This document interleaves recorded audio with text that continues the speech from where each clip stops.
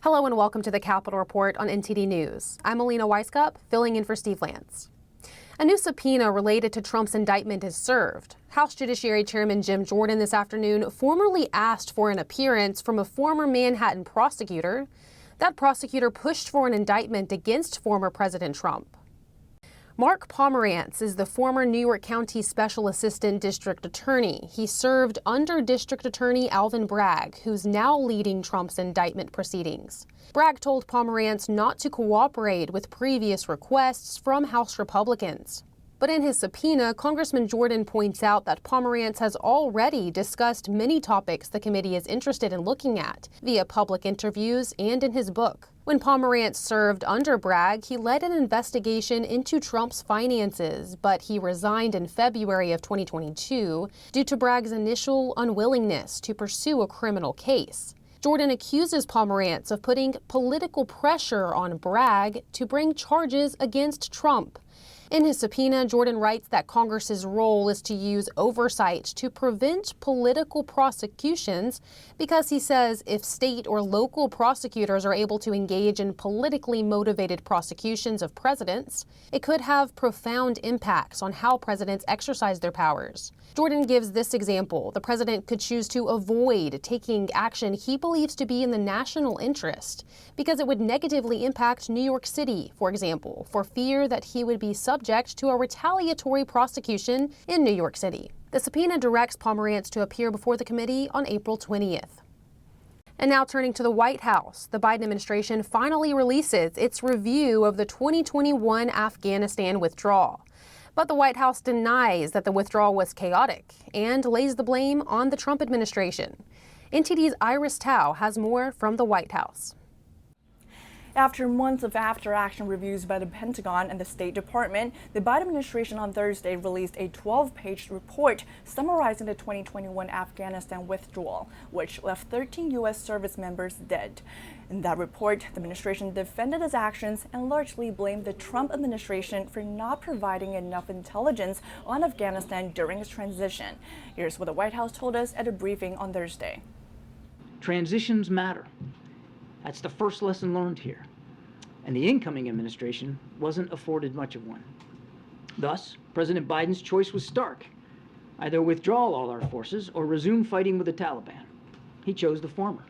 But Kash Patel, the chief of staff for the Pentagon during the Trump administration, and told me that that's not true, adding that it was the incoming Biden administration back then who did not listen to their advice. The folks of the incoming side of the administration, the Biden, were reached out to both by myself and the Secretary of Defense and so many others in person, via email, relentlessly. Half the time they wouldn't take our calls. We told them not to shut Bagram down. We told them not to let the prisoners out of the jail cells at Bagram. We told them not to let our special forces out of country. The White House says that the release of the report is not meant to seek accountability. And the White House outright denies that a withdrawal was chaotic. But also defend that airport from external threats. That's pretty remarkable. And so for all this talk of chaos, I just didn't see it, not from my perch. Aside from releasing a public summary, the administration on Thursday also shared with Congress a classified version of the report regarding if and when President Biden would speak to the public regarding many of the lingering questions. The White House says it has nothing to announce just yet. Reporting from the White House, Iris Tao, NTD News. A delegation of American lawmakers landing in Taiwan today. Chinese officials are criticizing the visit. The delegation's leader says the CCP even tried intimidating American lawmakers. But we're not going to let this intimidation, get to us. We all received the sort of threatening texts. There was talk about a Chinese escort in the air, but that's just really intimidation, saber-rattling. That was Texas House Representative Michael McCall, chairman of the House Foreign Affairs Committee. He's leading the bipartisan group of 8 other lawmakers on a 3-day visit to Taiwan. The Chinese Communist Party, or CCP, repeatedly threatened the U.S. for maintaining its ties with the island nation. China claims Taiwan is part of its own, even though the CCP never controlled it. Being here, I think, sends a signal to the Chinese Communist Party that the United States supports Taiwan. And that we're going to harden Taiwan, and we want them to think twice about invading Taiwan. The delegation is scheduled to meet with Taiwan's president on Saturday. Meet with President Tsai, talk about weapon systems that I sign off on going into Taiwan, to heart of Taiwan, and are they prepared? Do we have enough deterrence to stop, aggression coming from Communist China? Just a day ago, Taiwan's president visited California and met with House Speaker Kevin McCarthy. The meeting gained bipartisan support. House Representative Nancy Pelosi said that the meeting between President Tsai of Taiwan and Speaker McCarthy is to be commended for its leadership, its bipartisan participation, and its distinguished and historic venue. Reporting by Arian Pastar, NTD News. These meetings between high-level U.S. lawmakers and Taiwanese officials lately begs the question, are dynamics changing around Taiwan? Our next guest helps us to better understand the political climate surrounding the issue. We're happy to have on Stephen Yates, a global strategist, formerly served as the president of Radio Free Asia, and he's also the former deputy national security advisor to Vice President Dick Cheney. Steve, thank you for joining us to bring in your perspective on this topic.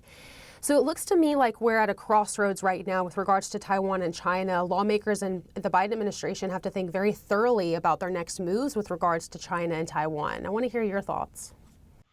Well, first and foremost, the main factor that has been changing in Taiwan Straits is not Taiwan or the United States or Japan for that matter. It's been China.